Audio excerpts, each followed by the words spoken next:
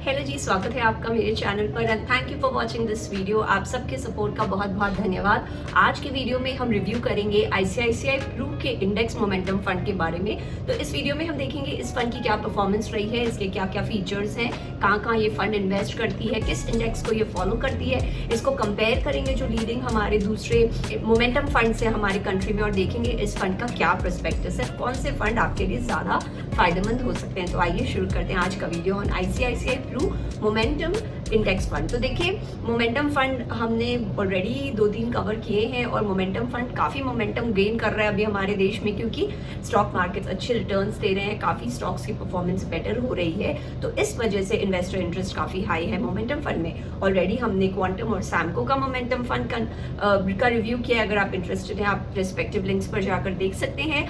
और जैसे कि आईसीआईसीआई प्रू का ये निफ्टी 200 मोमेंटम 30 इंडेक्स फंड है, उसी तरह हमने यूटीआई का इंडेक्स मोमेंटम फंड भी कवर किया है। अगर आप इंटरेस्टेड हैं आप लिंक पर जाकर देख सकते हैं। तो देखिए, जैसे मोमेंटम फंड की जो अंडरलाइन प्रिंसिपल होती है वो ये बताती है कि जैसे प्राइस बढ़ती जाती है आपको वो टाइम में बाई कर लेना चाहिए, क्योंकि उनकी एक्सपेक्टेशन ये रहती है कि आगे भी प्राइसेस बढ़ेंगी। और अगर प्राइस गिर रही है मोमेंटम में तो आप ये अपने स्टॉक्स को सेल कर दीजिए, क्योंकि आगे भी प्राइसेस गिरने की संभावना बनी रहेगी। तो मोमेंटम इन्वेस्टिंग में price is the king, unlike value and growth जिसमें हम फंडामेंटल्स पे ज्यादा फोकस देते हैं, वैल्यूएशन पे ज्यादा फोकस देते हैं, ग्रोथ पे ज्यादा फोकस देते हैं। पर मोमेंटम फंड में अंडरलाइंग प्रिंसिपल है प्राइस के हिसाब से ही वो स्टॉक ऊपर नीचे होती है, जिसको इन्वेस्टर्स मार्केट में प्राइस इन कर लेते हैं। तो अब हम देखते हैं कि ये जो इंडेक्स फंड है जिसको आईसीआईसीआई प्रू फॉलो कर रहा है, यानी निफ्टी 200, उसकी वो कैसे कंस्ट्रक्ट होता है इनका पोर्टफोलियो। तो देखिए,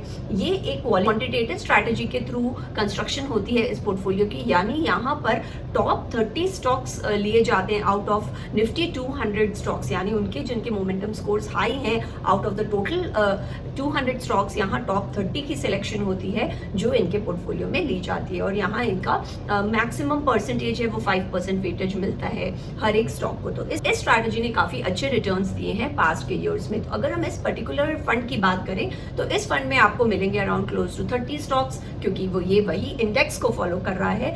बाकी इसके एक्सपेंस रेशियो यानी कि आप फंड को कुछ पैसे देते हैं एनुअली, के जो कॉस्ट होते हैं या मैनेजमेंट ऑफ द फंड के लिए वो हमसे कुछ एक्सपेंस लेते हैं, उसको हम कहते हैं एक्सपेंस रेशियो। इस केस में आईसीआईसीआई प्रू का जो ये निफ्टी मोमेंटम फंड है, इन्होंने 0.34% रखा है अपना डायरेक्ट प्लान में, जो कि काफी कम एक एक्सपेंस रेशियो है। और रेगुलर रूट से आप जाएंगे तो 0.99% है। और इस फंड की अगर एयूएम की बात करें तो वो है एट अराउंड 156 करोड़ आज के दिन।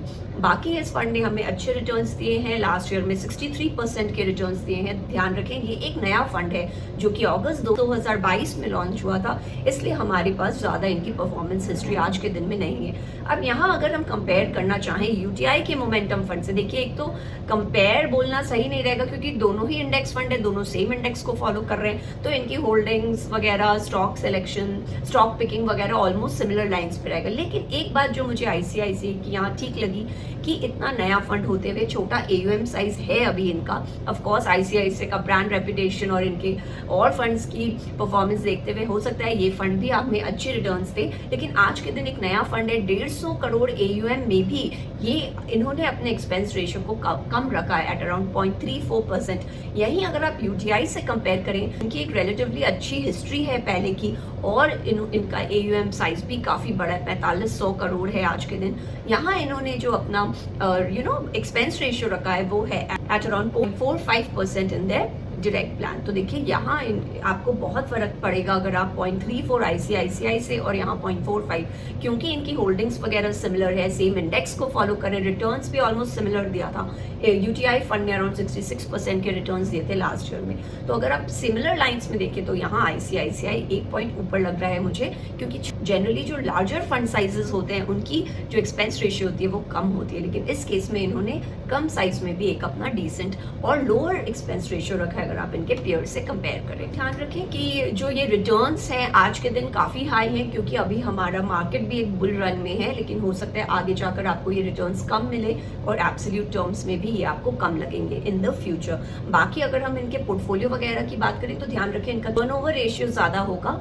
और दूसरी बात ये है कि इनमें अभी टोटली अराउंड 10 सेक्टरल आपको एलोकेशन मिलेंगे, यानी यहाँ आपको जो प्रोमिनेंट सेक्टर्स मिलेंगे वो ऑटोमोबाइल्स है, हेल्थ केयर है, फिनेंस है, कैपिटल गुड्स है। अगर हम ऑटोमोबाइल्स में देखें तो वो टॉप सेक्टर है इस पर्टिकुलर फंड में, और उनकी उसमें जो होल्डिंग्स आपको मिलेंगे automobiles in the top 10 of this particular fund, Bajaj auto है, टाटा मोटर है, टीवीएस मोटर कॉर्प है। तो इस तरह के होल्डिंग्स आपको इनके टॉप 10 में मिलेंगे। बाकी अगर हम इनके फार्मा हेल्थ केयर में देखें तो यहाँ इस सेक्टर में आपको डॉक्टर रेड्डीज जैसा स्टॉक मिलेगा टॉप 10 में। फिर फाइनेंशियल इनका एक सेक्टर है, बाकी इनका कैपिटल गुड्स में भी आपको अच्छा एक एलोकेशन मिल रहा है, और जो इनकी होल्डिंग्स है वो एनटीपीसी और हैल जैसे कंपनीज में है। तो इस तरह से सेक्टोरल एलोकेशन वगैरह हैं वो यूटीआई से मिलते जुलते हैं, क्योंकि दोनों ही निफ्टी 200 को फॉलो करते हैं। अगर ऑल्टरनेटिव्स की बात करें तो आपके पास मोतीलाल ओसवाल है, एचडीएफसी है, या फिर यूटीआई का इंडेक्स मोमेंटम फंड है। अगर आप इंडेक्स फंड में इन्वेस्ट नहीं करना चाहें तो आप क्वांट मोमेंटम फंड देख सकते हैं, जो जिन्होंने सैम्को से बेटर परफॉर्मेंस दी है।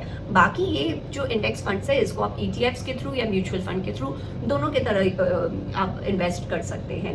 तो हम अभी आईसीआईसीआई को जज नहीं कर सकते हैं क्योंकि काफी एक नया फंड है, हमारे पास अभी उनका पास्ट परफॉर्मेंस हिस्ट्री डेटा नहीं अवेलेबल है। तो कंक्लूजन में मैं यही कह सकती हूँ कि मोमेंटम फंड्स अभी काफी अच्छे रिटर्न्स दे रहे हैं, क्योंकि हमारे स्टॉक मार्केट में काफी एक उछाल रहा है। लेकिन हो सकता है आगे, क्योंकि आज के दिन ऑलरेडी हमारे मार्केट्स इतने हाई हैं, तो हो सकता है आपको सिमिलर रिटर्न्स नहीं मिले। ऑल्सो ये काफी एक रिस्की टाइप के थीमेटिक फंड्स के कैटेगरी में आते हैं। तो जो इन्वेस्टर जिनकी रिस्क एपेटाइट ज्यादा है, जो रिटर्न्स तो ऑब्वियसली ज्यादा एक्सपेक्ट कर रहे हैं, लेकिन उनको उस हिसाब से उनको अपना रिस्क एपेटाइट भी बढ़ाना होगा, मोमेंटम अप्रोच पे बिलीव करना होगा, तो उस टाइप के इन्वेस्टर्स इस फंड में इन्वेस्ट कर सकते हैं। और जो थोड़े धुरंधर इन्वेस्टर्स हैं, सोफिस्टिकेटेड इन्वेस्टर्स हैं, जो मार्केट मूवमेंट्स को अच्छे से समझ सकते हैं, वो लोग चाहे तो 5 से 10% इस टाइप के फंड्स रख सकते हैं। लेकिन जो हम न्यूबीज हैं, हमें ज्यादा इसमें इन्वेस्ट नहीं करना चाहिए। It should not be the part of a main fund. आप सैटेलाइट फंड होल्डिंग में इस टाइप के फंड्स रख सकते हैं। So that was all from my side. I hope you like my video. अगर मेरा वीडियो पसंद आए